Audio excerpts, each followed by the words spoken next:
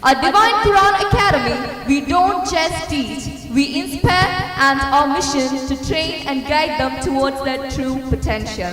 Youth and students training programs. We help young minds to set goals, develop a strong vision, and prepare for a future with confidence and clarity.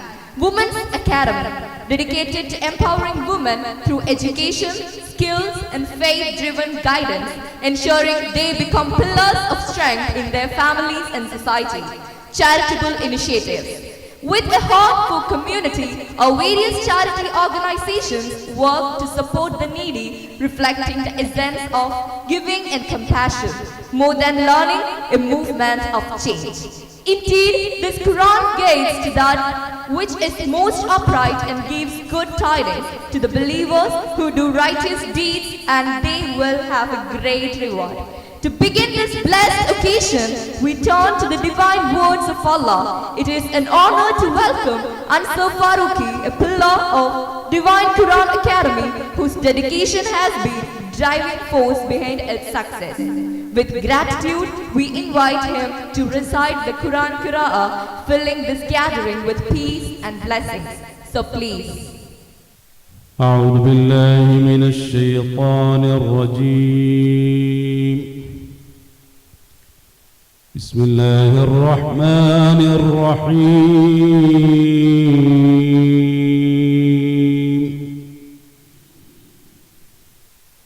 إن هذا القرآن يهدي للتي هي أقوم. إن هذا القرآن يهدي للتي هي أقوم ويبشر المؤمنين. A true scholar, a devoted teacher of Allah's word, and a guiding light for many, Afzal Basit Maulavi stands as one of the pillars of Divine Academy and its charitable trust. His wisdom, dedication, and unwavering commitment have played a crucial role in shaping this institution and uplifting countless lives. With great honor, we invite Afzal Basit Maulavi to extend his warm welcome and blessing to this gathering. So please.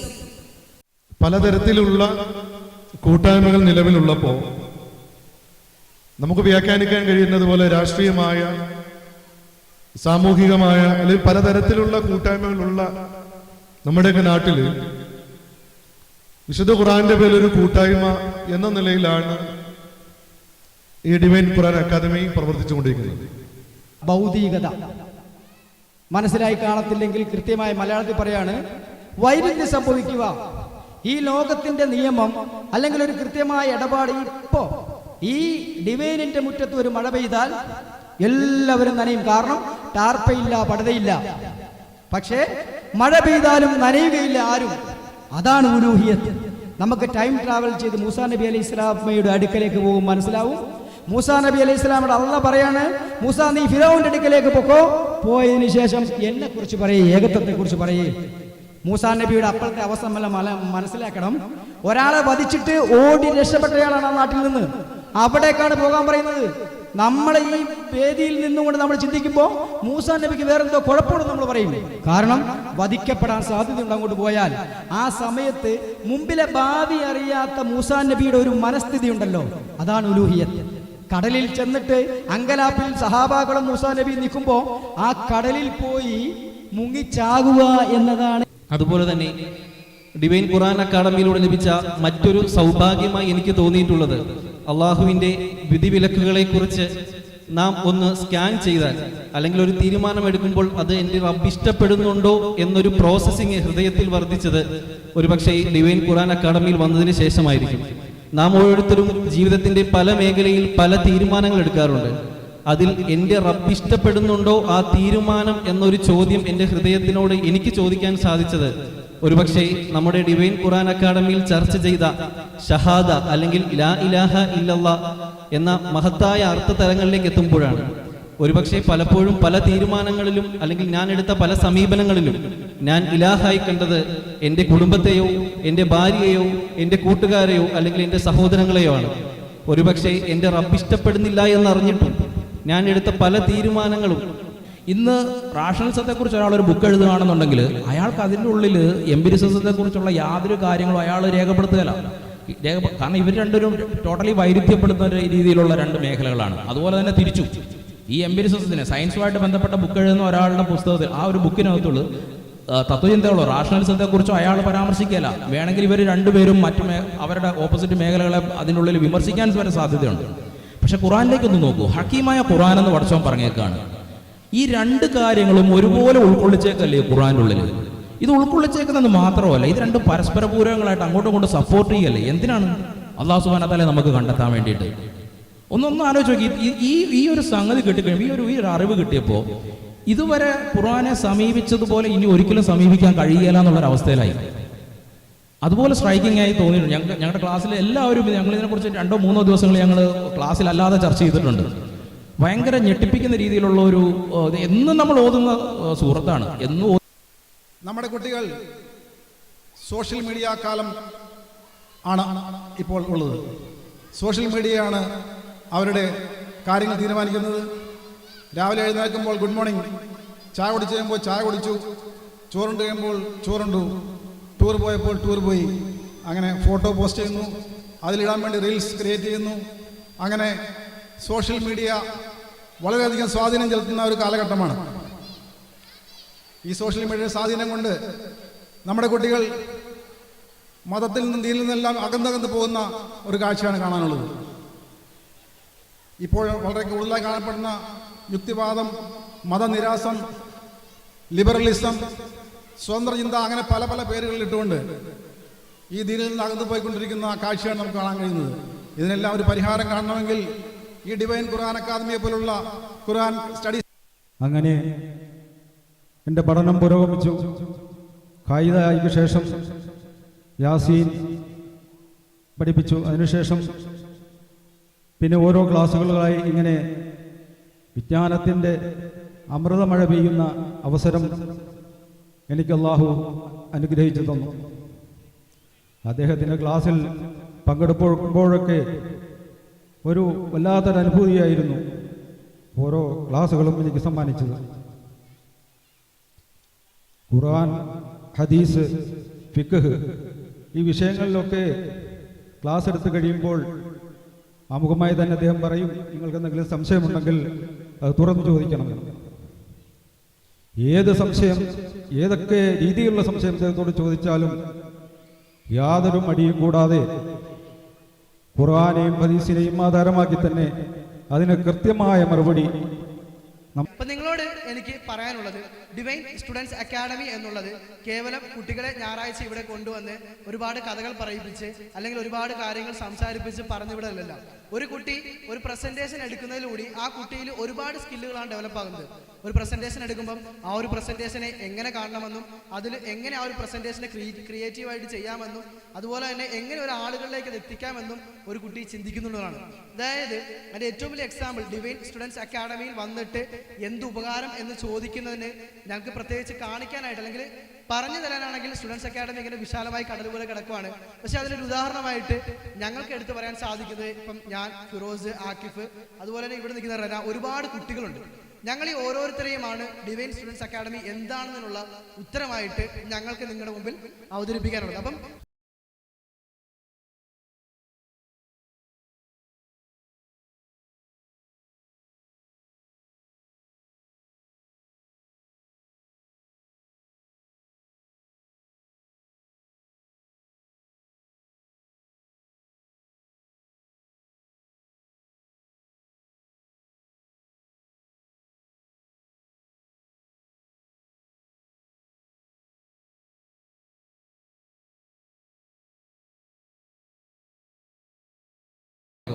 പക്ഷേ അത് കഴിഞ്ഞിട്ട് ആ ഒരു അഭിപ്രായത്തിനെ കുറിച്ച് എന്നോട് Ansal sir പ്രോത്സാഹിപ്പിക്കുകയുണ്ടായി. അത് കഴിഞ്ഞിട്ട് പറഞ്ഞു, ഒരു അഭിപ്രായം പറയുമ്പോൾ അല്ലെങ്കിൽ ഒരു പ്രസന്റേഷനിൽ എല്ലാവരുടെയും മുഖത്ത് നോക്കി സംസാരിക്കുക എന്നതാണ് ഏറ്റവും പ്രധാനപ്പെട്ട കാര്യം എന്നത്. അടുത്ത ക്ലാസ്സായി, രണ്ടാമത്തെ ക്ലാസ്സിൽ വന്നു. എന്നെ കൊണ്ട് പറ്റുന്ന രീതിയിൽ ഞാൻ എല്ലാവരുടെയും മുഖത്ത് നോക്കി സംസാരിക്കാൻ ശ്രമിച്ചു. മൂന്നാമത്തെ ക്ലാസ് വന്നു, നാലാമത്തെ ക്ലാസ് വന്നു. ഓരോ ക്ലാസ്സിലും ഞാൻ ശ്രമിച്ചുകൊണ്ടിരുന്നു. കഴിഞ്ഞ ദിവസം എൻ്റെ കോളേജിൽ, എൻ്റെ ഡിപ്പാർട്ട്മെന്റിൽ ഒരു സെമിനാർ പ്രസന്റേഷന് എല്ലാ വിദ്യാർത്ഥികളും പ്രസന്റ് ചെയ്യേണ്ടതുണ്ടായി. അങ്ങനെ എല്ലാവരും പ്രസന്റ് ചെയ്തു കഴിഞ്ഞു, ഞാനും പ്രസന്റ് ചെയ്തു. എന്നോട് എൻ്റെ ടീച്ചർ ആദ്യം വന്ന് പറഞ്ഞത്, ഈ പ്രസന്റ് ചെയ്തതിൽ ഏറ്റവും നന്നായി മുഖത്ത് നോക്കി പ്രസന്റ് ചെയ്ത വ്യക്തി മുഹമ്മദ് അമൻ എന്നതാണ്. അപ്പോൾ എന്നോട് ടീച്ചർ പിന്നെയും ചോദിച്ചു, ഇതിന് മുന്നേ എവിടെയെങ്കിലും പ്രസന്റ് ചെയ്തിട്ടുണ്ടോ പ്രസന്റേഷൻ? ഞാൻ പറഞ്ഞു, എൻ്റെ നാട്ടിൽ ഡിവൈൻ എന്ന് പറഞ്ഞൊരു അക്കാഡമി ഉണ്ട്. അവിടെ ഇത്തരത്തിൽ ഓരോ വിദ്യാർത്ഥികൾക്കും അവരുടേതായിട്ടുള്ള കഴിവുകൾ പ്രകടിപ്പിക്കാനുള്ള ഏറ്റവും നല്ല അവസരങ്ങൾ അവിടെ ഒരുക്കി കൊടുക്കുന്നു എന്നതാണ് ഡിവൈൻ എന്ന് ഞാൻ അവിടെ പറഞ്ഞു. നല്ല ഒരു എല്ലാം നല്ലൊരു പ്രോഗ്രാമായിരുന്നു. രാവിലെ മുതൽ വൈകുന്നേരം വരെ സമയം പോയതറിഞ്ഞില്ല. അൽഹംദുലില്ലാ നല്ലൊരു പരിപാടിയായിരുന്നു. അൽഹംദുലില്ലാ ഇനിയും നമുക്ക് അതുപോലെ നടത്തണം ഇൻഷാ അല്ലാഹ്. പിന്നെ എനിക്കിനി പറയാനുള്ളത്, ഇനിയും ഖുർആൻ പഠിക്കാൻ വരാൻ എല്ലാവരും മുന്നോട്ട് വരണമെന്നാണ്. ഞാൻ എൻ്റെ കാര്യം തന്നെ പറയുന്നത്, എനിക്കൊന്നും അറിയാൻ വയ്യാത്ത ഒരാളായിരുന്നു. എനിക്ക് മദ്രസയിലൊന്നും പോയി പഠിക്കാനൊന്നും പറ്റിയിട്ടില്ല. കാരണം എനിക്ക് കാല് സുഖമില്ലാത്ത ആളാണ്. അത് കാരണം ഇനിയും നിങ്ങൾക്ക് മുന്നോട്ട് വരണം. ഖുർആൻ പഠനം എന്ന് പറയുന്നത് നമുക്കിപ്പോൾ പഠിച്ചുകൊണ്ട് തരുന്ന വലിയൊരു അനുഗ്രഹമാണ്. ഇപ്പം ഇങ്ങനെ ഒരു സ്ഥാപനം ഇവിടെ ഉണ്ടായിട്ടുണ്ട്. നമുക്ക് ഏത് പ്രായക്കാർക്കാണെങ്കിലും നമുക്ക് ഖുർആൻ പഠിക്കാം. അത് നിങ്ങളെല്ലാവരും മനസ്സിലാക്കിക്കൊണ്ട് മുമ്പോട്ട് വരും. എനിക്ക് നല്ല ടെൻഷനുണ്ട്, അത് കാരണം ഞാൻ കൂടുതലൊന്നും പറയുന്നില്ല. അസ്സലാമു അലൈക്കും വറഹ്മത്തുള്ളാഹി വബറകാതുഹു. ആ സമയത്ത് ഈ ഖുർആൻ ക്ലാസ്സിൻ്റെ ഒരു പ്രാധാന്യത്തെക്കുറിച്ച് ഞങ്ങൾ ഒരുപാട് അവിടെ ചർച്ച ചെയ്തിരുന്നു. അപ്പോൾ ഈ സാറിൻ്റെ പല ആശയങ്ങളും നമ്മുടെ ഈ സമൂഹത്തിൻ്റെ ഇത്തരം അപജയങ്ങൾക്ക് പ്രധാന ഒരു കാരണം ഖുർആനിലുള്ള ഒരു അജ്ഞതയാണ്. അപ്പോൾ ആ ഒരു ഖുർആൻ പഠനത്തിന് കുറച്ചുകൂടി നല്ലൊരു വേദി തേരുവാറയിൽ ഒരുങ്ങിയാൽ അത് ചിലപ്പോൾ കുറേ അറിവ് ആൾക്കാർക്ക് ലഭിക്കുന്നതിന് കുറച്ചുകൂടി ഒരു തൗഹീദിലേക്ക്, ഷിർക്കിൻ്റെ ഒരു വഴിയിൽ നിന്ന് തൗഹീദിലേക്ക് എത്തുവാൻ സാധിക്കും എന്നും ഞങ്ങൾ ചർച്ച ചെയ്തിരുന്നു. അപ്പോൾ അതിൻ്റെ ഒരു ഫലമായിട്ട് തേരുവാറയിൽ ഓൾറെഡി ഒരു ഖുർആൻ ക്ലാസ് ഉണ്ട്. അതിൽ കുറച്ച് ആൾക്കാർ വർഷങ്ങളായിട്ട്, എണ്ണം കുറഞ്ഞുകൊണ്ടിരിക്കുന്ന ഒരു ഖുർആൻ ക്ലാസ്സിൽ വർഷങ്ങളായിട്ട് കുറച്ച് ആൾക്കാർ പോകുന്നുണ്ട്. അതല്ലാതെ പുതിയതായിട്ട് അവിടെ ഒരു മാറ്റവും ഇല്ല. അപ്പോൾ ഞാൻ ഇവിടെ നിന്ന് എനിക്ക് ഈ ഖുർആൻ്റെ വഴിയിൽ പ്രവർത്തിക്കണം എന്നുള്ള ഒരു അതിയായ ആഗ്രഹം, ആ ഒരു സ്പാർക്ക് എൻ്റെ മനസ്സിൽ ഇട്ടു തന്നത് ഇവിടുത്തെ സാറോ ഉസ്താദുമാണ്. അപ്പോൾ എനിക്ക് അതിനെക്കുറിച്ചുള്ള ചർച്ചകളൊക്കെ ഞാൻ ഇക്കായുമായിട്ട് പറയുന്ന സമയത്ത് എന്തുകൊണ്ട് ഈ ഖുർആൻ മാത്രമല്ല ഇവിടെ ചർച്ച ചെയ്യുന്നത്, അതായത് ഖുർആനും ഖുർആന്റെ നിയമങ്ങളിലും ഉപരി ഖുർആനിലൂടെ തന്നെ എങ്ങനെ ജീവിതം നമുക്ക് മുമ്പോട്ട് നയിക്കാം. അല്ലെങ്കിൽ എടുത്തു പറയേണ്ട ഒരു കാര്യം എന്ന് വെച്ചാൽ, എൻ്റെ ക്ലാസ്സിൽ ഇപ്പോൾ 20ഓളം പഠിതാക്കൾ പഠിക്കുന്നുണ്ട്. അവർ 25 മുതൽ അല്ലെങ്കിൽ 65-75 വയസ്സ് വരെയുള്ള ഒരേ പ്രായത്തിലുള്ള ആൾക്കാർ ഒരുമിച്ചിരുന്ന് ചർച്ച ചെയ്യുന്നത് പലപ്പോഴും ഖുർആനും ഹദീസിലും ഉപരി അതുമായി ബന്ധപ്പെട്ട് വരുന്ന സൈക്കോളജിക്കലായിട്ട് തിയറികൾ അല്ലെങ്കിൽ ശാസ്ത്രപരമായിട്ടുള്ള തിയറികൾ, ഇതൊക്കെ ശരിക്കും സ്കൂൾ തലങ്ങളിൽ പഠിച്ചുകൊണ്ടിരുന്നപ്പോഴത്തേക്കിന് എക്സാമിന് വേണ്ടി മാത്രം പഠിച്ചു പോയ കുറേ കാര്യങ്ങളായിരുന്നു. എന്നാൽ അതെല്ലാം ജീവിതത്തിലേക്ക് ഉൾക്കൊണ്ട് ജീവിതത്തിൽ പ്രയോജനപ്പെടുത്തുന്ന ഒരു രീതിയിലേക്കുള്ളൊരു അറിവായി മാറ്റിയപ്പോൾ വളരെയധികം സന്തോഷത്തോടു കൂടി അതിനെ സ്വീകരിക്കാൻ തയ്യാറായി സ്ത്രീകൾ എന്നുള്ളതാണ് വളരെയധികം സന്തോഷം തോന്നിക്കുന്ന ഒരു വാർത്തയായിട്ട് തോന്നിയത്. അതായത് സിഗ്മണ്ട് ഫ്രോയിഡിന്റെ ഐസ്ബർഗ് തിയറിയും അതുപോലെ തന്നെ എവല്യൂഷൻ തിയറിയും ബിഗ് ബാങ് തിയറിയൊക്കെ പഠിച്ചപ്പോഴത്തേക്കിന് ഇതൊക്കെ ഇങ്ങനെയായിരുന്നു പഠിക്കേണ്ടത് എന്ന് പലപ്പോഴും തോന്നിയത് ഡിവൈനിൽ വന്നതിന് ശേഷമാണ്. ഇവിടെ വരുന്നതിന് മുമ്പ് എനിക്ക് ഓരോരോ ക്ലാസ്സിൽ ഞാൻ പങ്കെടുക്കുമ്പോഴും ചിലപ്പോൾ എന്തെങ്കിലും ടെൻഷനൊക്കെ ഉള്ള സമയത്തായിരിക്കാം ക്ലാസ്സുകളിൽ പങ്കെടുക്കുന്നത്.